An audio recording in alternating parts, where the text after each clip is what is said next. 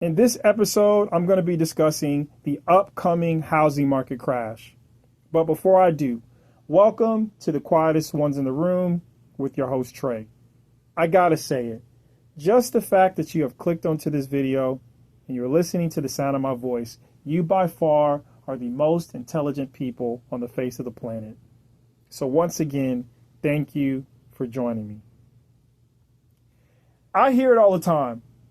The housing market crash is coming. The housing market crash is coming. I hear from the hilltop all the time. I've heard it for years and years and years. But every time I look, I just see a housing market that is just increasing in value. That is actually strong. And we have so many wealthy people in this country who can just continue to buy property after property. In spite of you not being able to afford it, they can. And if we thought that renting until you die was bad, it's so bad as far as affordability and people getting pushed into renting that people are renting until they die. And then after they die, if they come back as zombies, it's so bad that even as zombies, you would still be a renter in the future. Because I see the housing market is strong. And in the foreseeable future, I see it getting even stronger and stronger and even more unaffordable for so many as the wealthy gobble up more properties. So I want to talk about Harvard, who just did a recent study. They just came out with the latest housing report. And I want to talk about it. I want to break the numbers down, the real numbers. So let's look at it. Over 50% of renters in the U.S. are now cost burdened. That means more than half are spending over 30% of their income just to keep a roof over their heads. And get this, over 12 million people are severely cost burdened. They're dropping over half their income on rent. And I've talked about this before. You have what people coin as being house poor, meaning your mortgage is too high. It's a burden to you. You're struggling because of it. But you also have rent poor. And this isn't a new phenomena, but it's happening more and more in this country as things become more and more unaffordable and inflation, because it's a real deal, is increasing. People are struggling to pay rent and for a mortgage. So by the time you're done paying rent, bills, and groceries, you've got nothing left but dust and depression. And that's what we're looking at. And if you're a homeowner, we got to talk about that. I'm a homeowner, so I know some of these things that I want to discuss and how they've impacted me personally, which is almost 1 in 4 homeowners are also stretched thin. Property taxes are up 12%. I know that firsthand. The county I live in, the property taxes have gone up. People in my county have argued. They live on fixed incomes, and they've said if it even goes up just slightly more, they're going to actually have to sell the home that they paid off because they're on a fixed income. Insurance premiums have exploded by 57%. I talked about this in previous videos, how my personal insurance went up, and it was astounding. $200 more per month because I now live in an at-risk state. So owning a home in America now comes with a side of financial anxiety and climate risk. I live in North Carolina, so many of you probably heard of what happened in Asheville.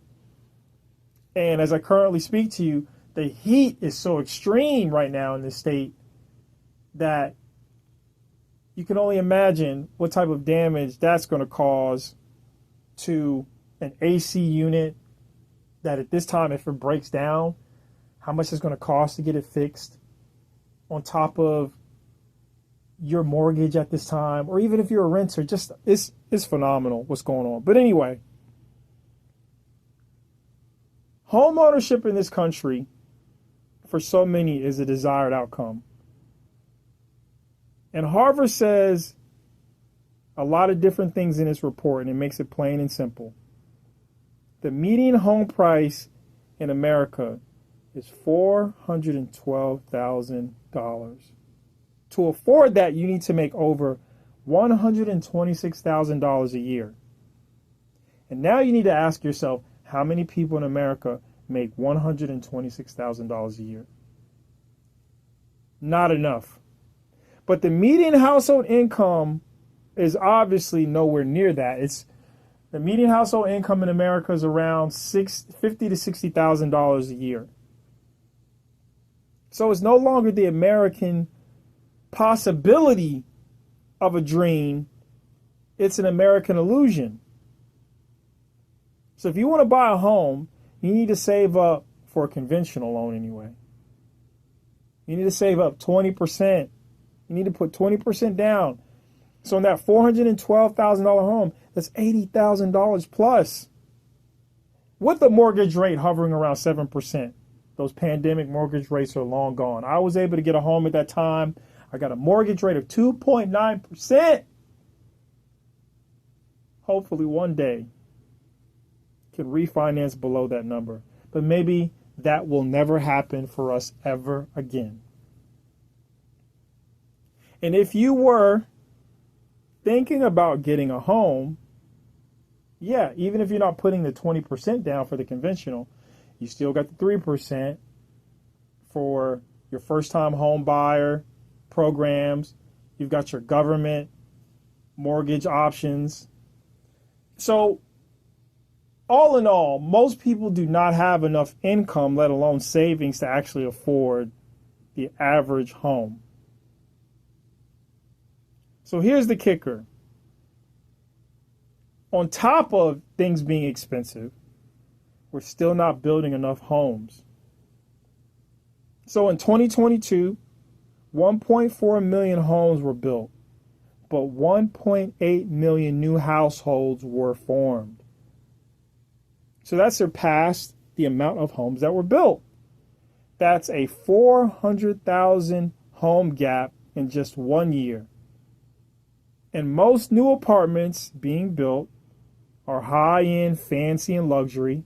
And I know many people who live in these apartments, and the rent for many of them, especially in my area, is like $2,200 a month to $3,000 a month for the basic luxury apartments. That's not even including your utilities. So if you're middle class or below, it's hard to afford these luxury apartments and just find a basic livable situation that you feel safe and comfortable in at an affordable price. It's very difficult. And so I thought to myself, and I was talking to someone about this recently, like, I can't even imagine if you're buying a home now, how are you doing it?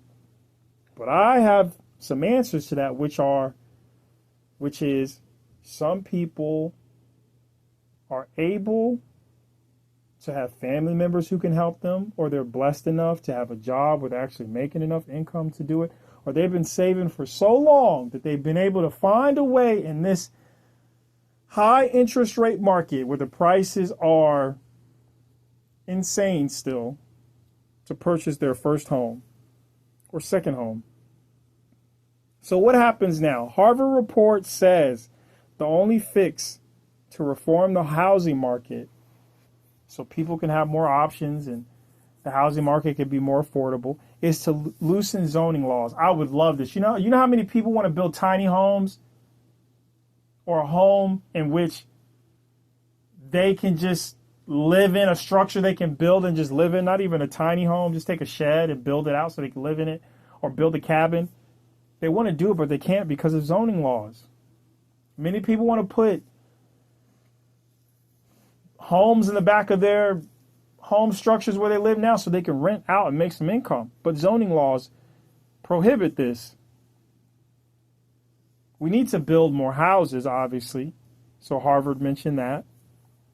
They say, oh, we need to focus on affordability. Duh, of course we do. But I don't see that being a thing because the wealthy want to make money. People build homes to make money. I remember watching the 3D printer homes and how that was touted as being a cost savings process for anybody who wanted a home. And then I heard the prices, and I was like, oh my gosh, it's going to be more expensive than the traditional homes we built today. I want to mention this. I remember when a company called Boxable came out. I was so excited. I was like, oh my goodness, look at these homes. They're beautiful. I'd even heard Elon Musk was living in one at one time. And I just thought it was genius. And the prices were like $40,000, $50,000 for a Boxable home. And now they're $100,000 plus. And if you want to put it on a piece of land, the land is just more expensive now. Kind of makes you want to cry. So, Harvard also mentioned to stop building only for the rich. Good luck on that. See, because right now, renting until you die is obviously the best case scenario. Worst case scenario is you die, you come back as a zombie, and you can still qualify for a mortgage. But don't bet on it because the housing market is strong, and the crash that everybody's calling for, I just don't see it happening. It's economically horrific what's going on. And the gap is just widening. So I don't know what people are going to do moving forward. If you have any advice for anyone, please share it in the comment section. Please like, please share, please subscribe. And as always, ladies and gentlemen, until next time.